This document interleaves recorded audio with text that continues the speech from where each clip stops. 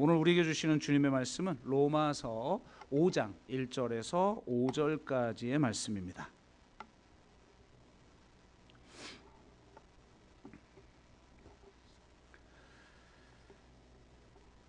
네, 로마서 5장 1절에서 5절까지의 말씀을 우리가 한 목소리로 같이 읽도록 하겠습니다. 같이 읽습니다. 그러므로 우리가 믿음으로 의롭다 하심을 받았으니 우리 주 예수 그리스도로 말미암아 하나님과 화평을 누리자. 또한 그로 말미암아 우리가 믿음으로써 있는 이 은혜에 들어감을 얻었으며 하나님의 영광을 바라고 즐거워하느니라. 다만 이뿐 아니라 우리가 환난 중에도 즐거워하나니 이는 환난은 인내를, 인내는 연단을, 연단은 소망을 이루는 줄 알미로다. 소망이 우리를 부끄럽게 하지 아니함은 우리에게 주신 성령으로 말미암아 하나님의 사랑이 우리 마음에 부은 바 됨이니. 아멘. 네, 우리 박종설 목사님, 협동 목사님 나오셔서 말씀 증거해 주시겠습니다.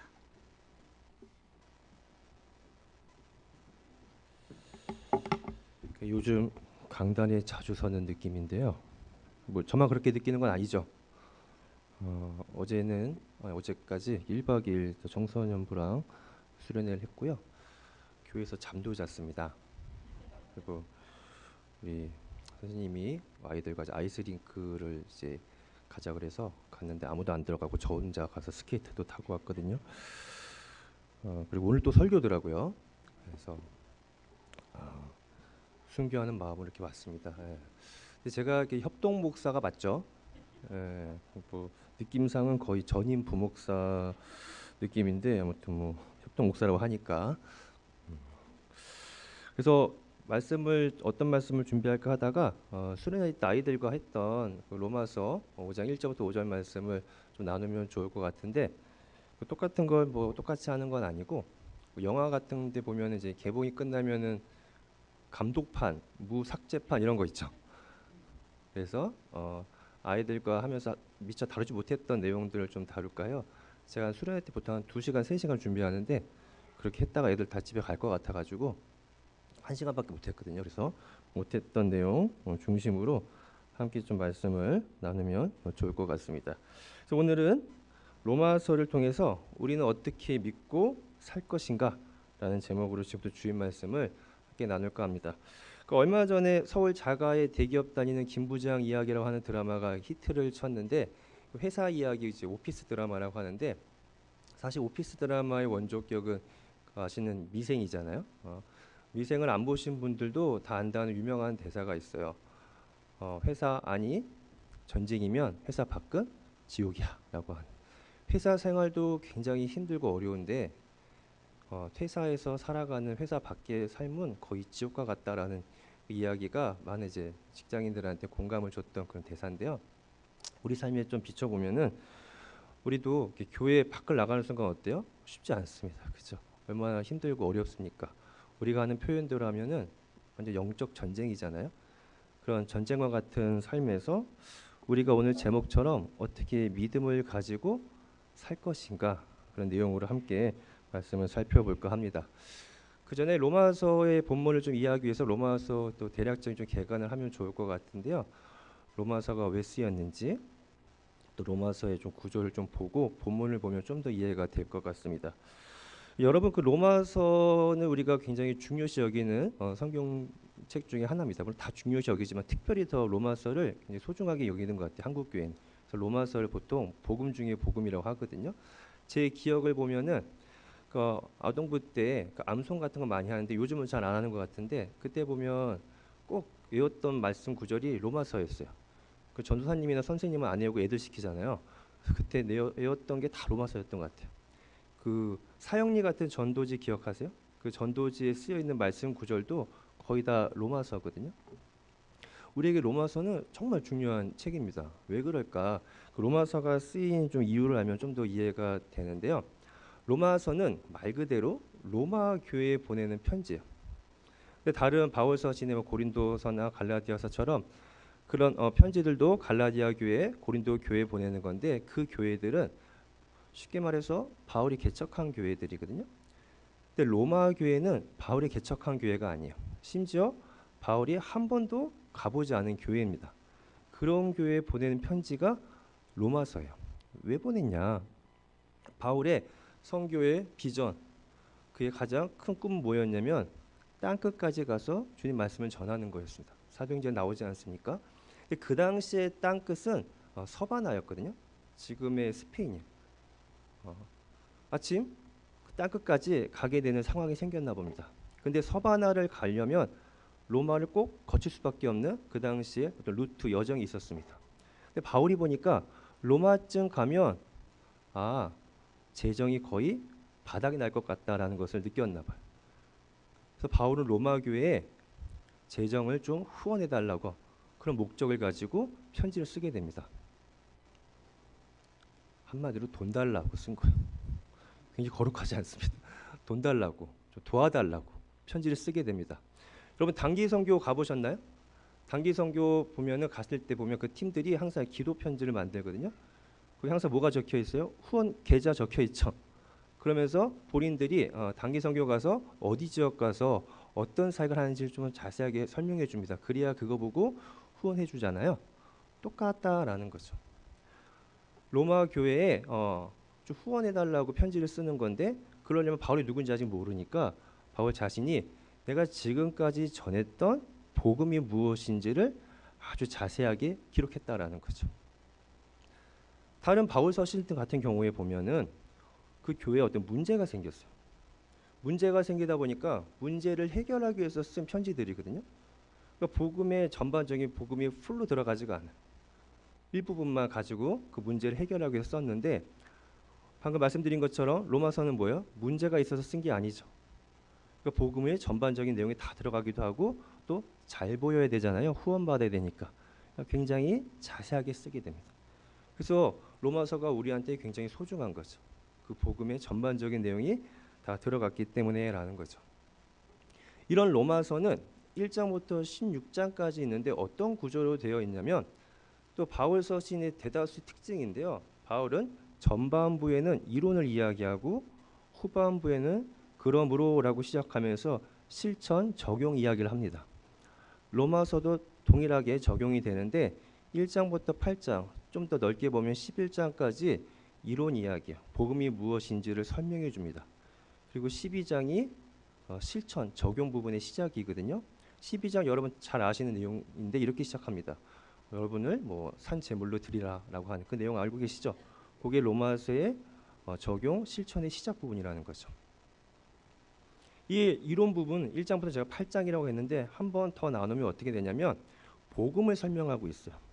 바울이 전하는 복음은 예수 믿으면 의로워진다라는 거죠. 네 글자로 뭐라고 하죠? 이신칭이라고 하죠. 이걸 나누게 됩니다. 그래서 1장부터 4장 전반부는 믿어야 되니까 믿음이 무엇인지를 설명하고 5장부터 8장까지는 그 믿음으로써 의로워진 삶, 사람의 삶이 어떤 것인지를 설명하는 게 후반부라는 거죠. 오늘 우리가 살펴보는 5장 1절부터 5절 말씀은 그 의인의 삶이 무엇인지의 그 서론 부분이라는 거죠. 이런 이해를 가지고 좀 더 말씀을 볼 텐데 그렇다면 먼저 그 믿음으로 의로워진다고 했는데 그 믿음을 좀 먼저 언급을 좀 해볼까 합니다. 여러분 믿음이 뭡니까? 어떻게 하는 게 믿는 거예요? 라고 물으면 한국 교회 분들은 믿음을 너무 이렇게 단순하게 생각합니다. 그냥 세게 믿는 게 좋은 건 줄 알아요. 믿음을 강도로 생각해요. 막 쉐리 믿어버려. 막 세게. 이게 좋은 믿음이라고 생각하거든요. 그럴 수도 있지만 믿음은 단순히 강도의 문제가 아니에요. 근데 다양한 컨텐츠가 있어요. 여러 의미가 있다라는 거죠.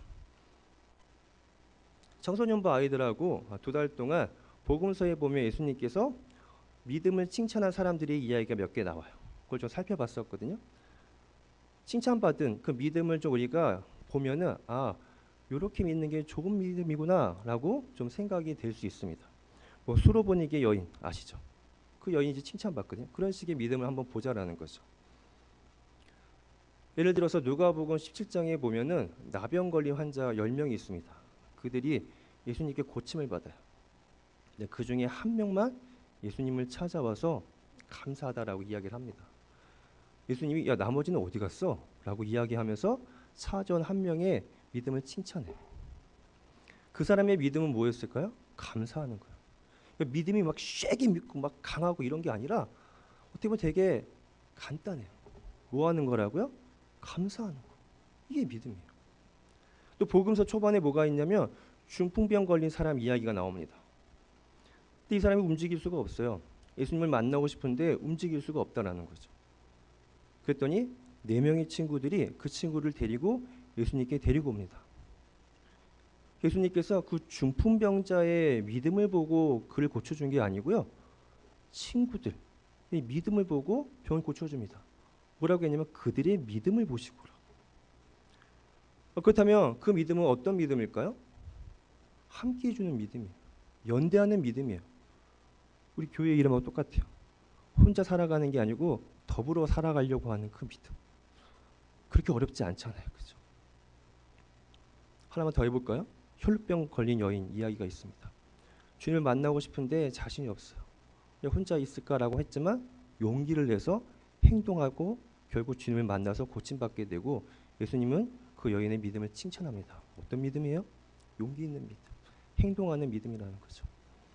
그러니까 믿음이 막 쉐게 이게 아니라 어떻게 보면 되게 쉬워요. 또 여러분이 이미 알고 있는 거예요. 우리가 하고 있는 거라는 거죠. 감사하는 거. 더불어 살아가는 거. 가만히 있지 않고 우리가 뭔가 해보려고 하는 거. 이게 믿음이라는 거죠. 그리고 이거를 꾸준히 하는 거. 이게 얼마나 중요한지. 청소년부 설교다 보니까 좀 이해해 주세요. 얘들한테 했던 이야기인데 원펀맨이라고 하는 만화가 있어요. 어떤 내용이냐면은 히어로 이야기인데요.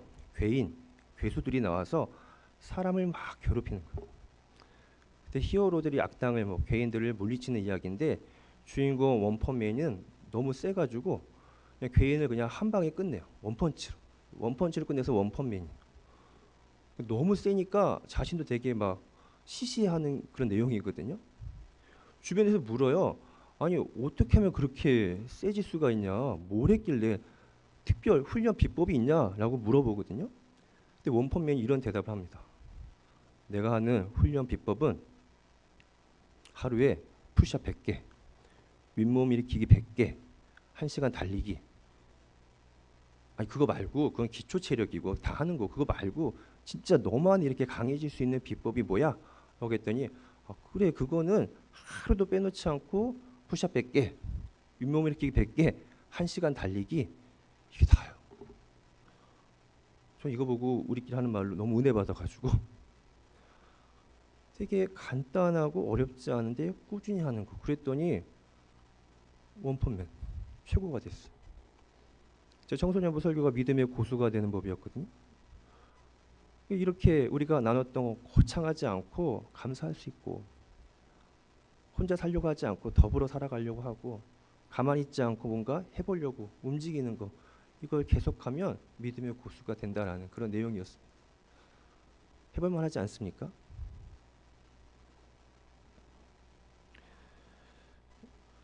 분위기가 약간 청소년부랑 약간 비슷한 것 같아요. 그러니까 아이들만 그런 게 아니라 약간 좀 그런 것 같습니다. 아멘 해도 돼요.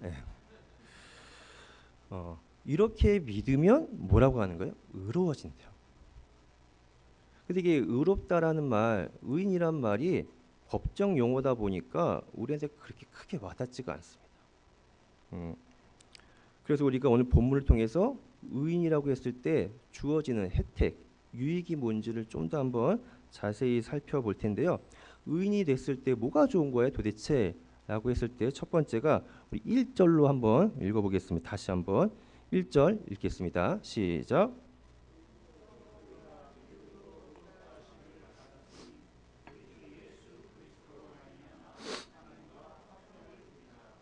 의인이 되면 의롭다 하심을 받으면 뭐래요? 하나님과 화평을 누리게 된대요. 하나님과 평화를 누리게 된대요. 이 말도 어려워요. 하나님과 뭐 하게 된대요? 친밀해진대요. 친해진대요. 이게 믿음으로써 우리에게 주어지는 의인의 유익이라는 거죠. 하나님과 친하게 된다는 거 얼마나 좋습니까?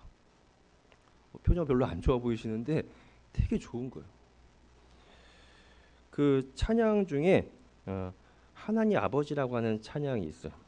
그 CCM 가수 중에 강명식 씨가 부른 찬양인데 그 하나님 아버지 무슨 말 하려고 하냐면은 하나님과 친했다라고 하는 대표적인 표현이 뭐가 있어요? 하나님 뭐라고 부를 수 있다는 거요?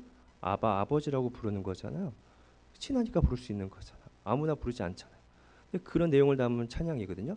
이 강명식 씨의 찬양을 보면은 이분이 곡을 썼는데 실제 이 가사는 이분이 쓴 게 아니고 서성한 목사님이라고 하는 분의 그 글을 가져가서 주로 이 강명식 씨가 곡을 만들거든요.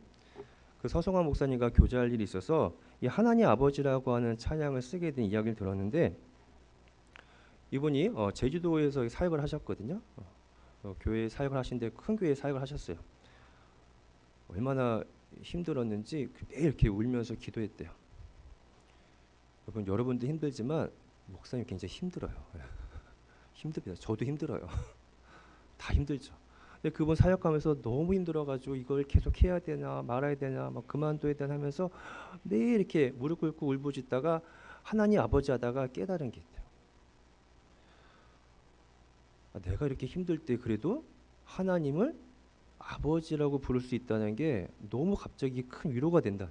그러면서 하나님을 모르는 사람, 또 하나님께 부르지 않는 사람들은 힘들 때 어떻게 견디냐는 거죠. 나는 힘들 때 하나님을 아버지라고라도 부를 수 있는데 그렇지 않은 사람들은 이렇게 힘든 삶을 어떻게 견딜까? 하나님 아버지라고 부르는 것 자체가 얼마나 큰 감사고 은혜이고 유익인지 그런 내용을 담은 곡이 하나님 아버지라고 하는 찬양입니다. 그러니까 믿음으로써 의로워진 우리들의 가장 큰 유익 중에 하나가 뭐냐면 하나님과 친해지고 화평을 이루고 하나님을 아버지라고 부를 수 있게 됐다라는 거죠. 근데 이걸로 끝나지 않습니다. 유익이 이게 끝이 아니에요. 2절도 한번 읽어보겠습니다. 시작.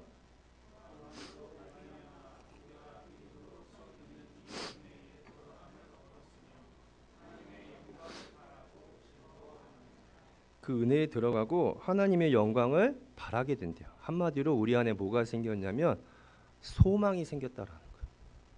하나님과 화평을 이루는 것뿐만 아니라 의인이 되면은 우리 안에 뭐가 생기냐면 하나님에 대한 소망이 생겼다라는 거죠. 이를 잘 설명해 주는 책이 있어요. 청소년 권장 도서 중에 꽃들에게 희망을 이루라고 하는 책이 있거든요. 이 내용을 제가 조금 더 한번 각색을 해서 좀 설명을 드릴까 하는데요. 애벌레 애들이 나옵니다. 이 책에는. 근데 애벌레가 혼자 있을 땐 상관없었어요. 근데 저쪽에 자기보다 더 색깔이 예쁜 애벌레를 만나요. 힘들어집니다. 나는 연두색인데 쟤는 에메랄드 색깔 너무 이뻐요. 내 애벌레가 교회 다닌다고 합시다. 교회 와서 뭐라고 기도할까요? 나도 이쁘게 해주세요라고 기도하겠죠. 또 다른 애벌레가 있어요. 막 걸어가는데 저쪽에 훨씬 다리도 길고 다리도 많은 굉장히 빠른 애벌레가 막 지나가요. 걔를 보는 순간 어떨 것 같아요? 힘들어져요. 얘도 교회 다녀요. 교회 와서 뭐라고 기도할까요? 저도 빨라지게 해주세요라고 기도한다라는 거죠.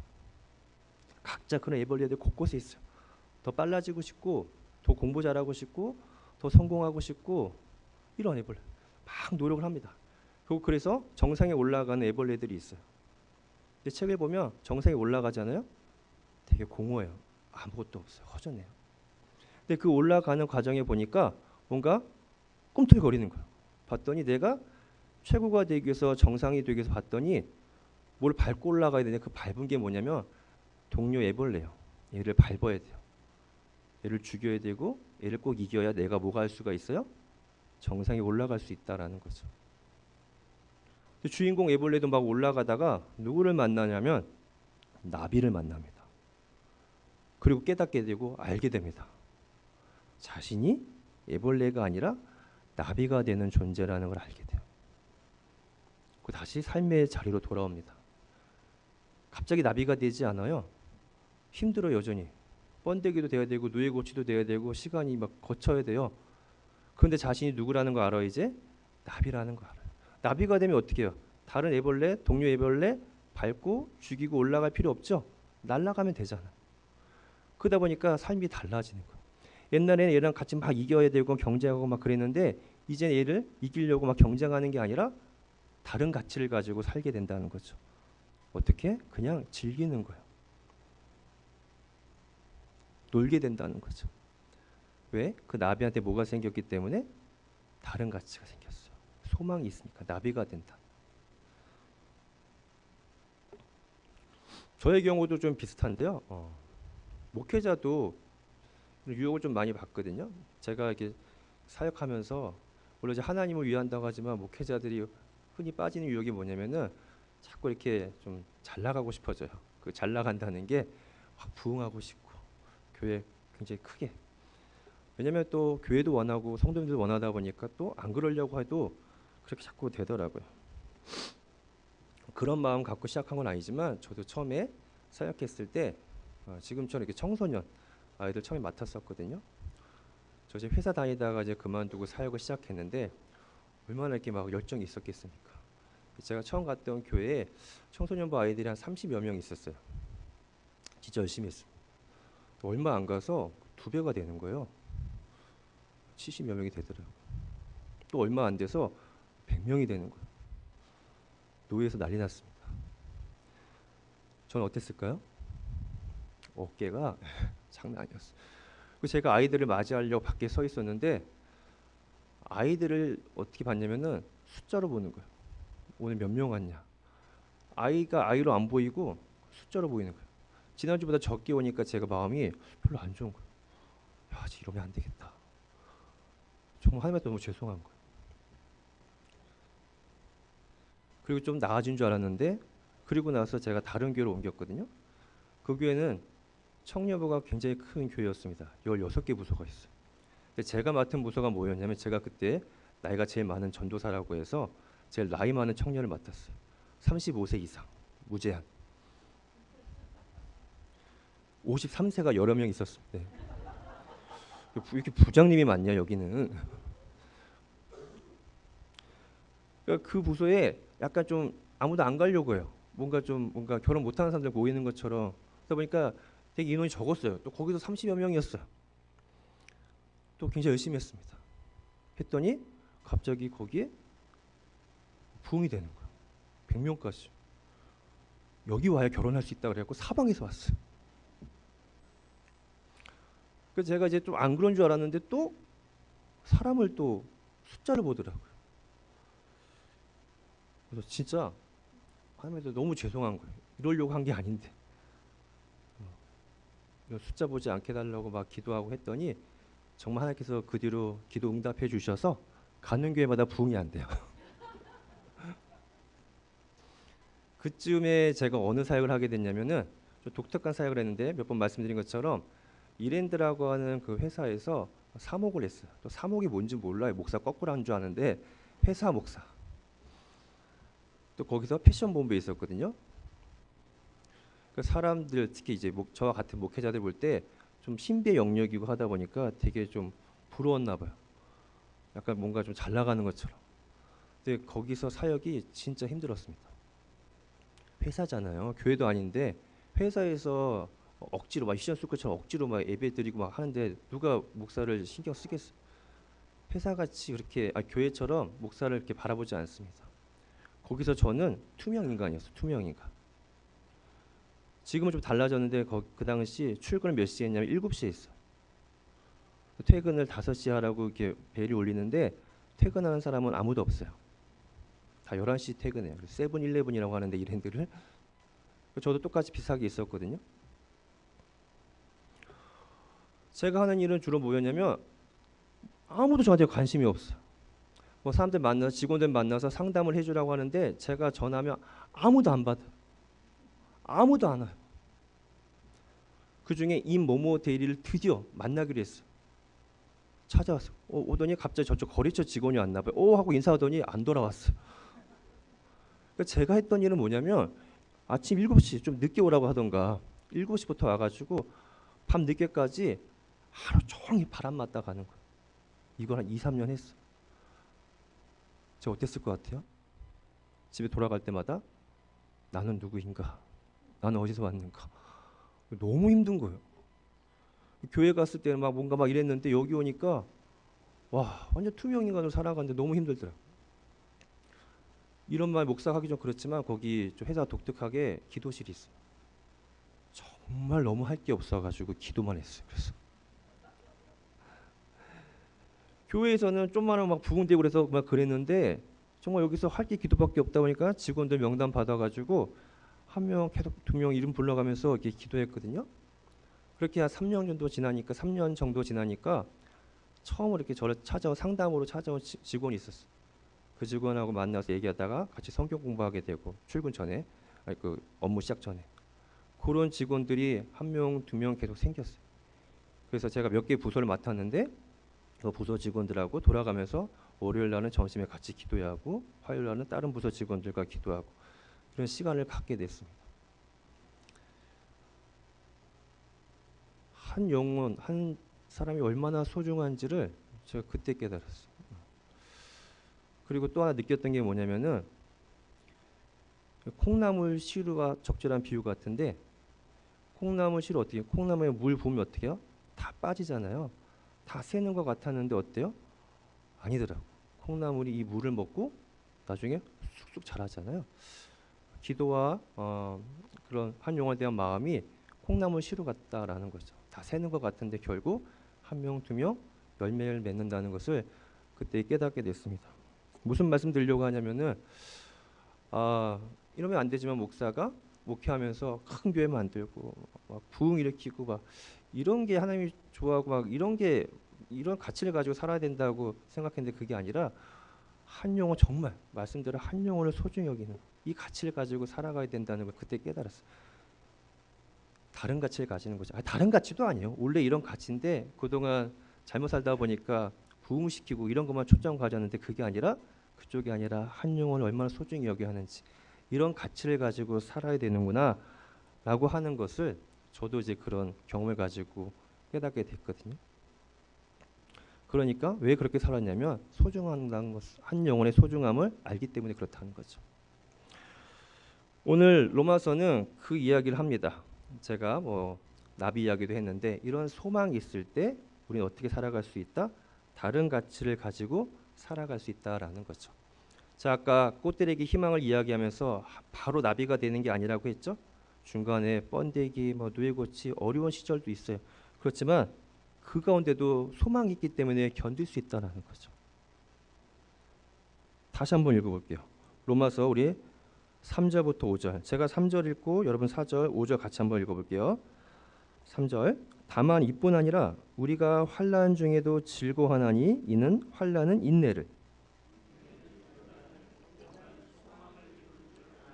같이 읽겠습니다. 소망이 우리를 부끄럽게 하지 아니함은 우리에게 주신 성령으로 말미암아 하나님의 사랑이 우리 마음에 부은 바 됨이니.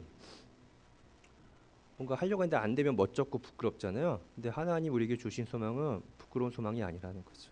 반드시 나비가 되는 그런 소망이라는 거죠.